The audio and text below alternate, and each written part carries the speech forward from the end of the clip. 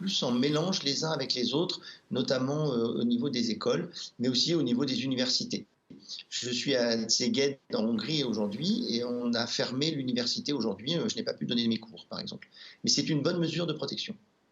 En France, on repousse toutes les opérations, non urgentes aussi pour, désaturer, les hôpitaux en vue, d'un afflux, de malades. Cet afflux de malades, on s'y prépare, il va, fatalement, arriver?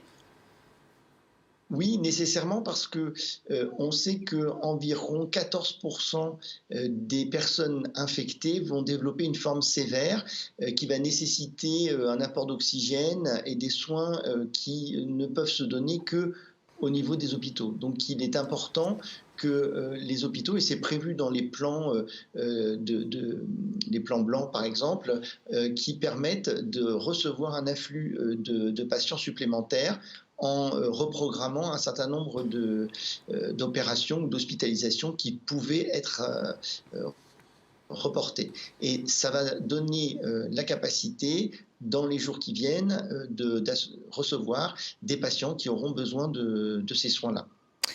L'OMS, parlons un petit peu du reste du monde. L'OMS n'a cessé de s'inquiéter, hein, pour, l'Afrique dont, les infrastructures sanitaires ne sont pas à la hauteur de ce que l'on peut voir, en Europe et dont on craignait qu'elle ne résiste.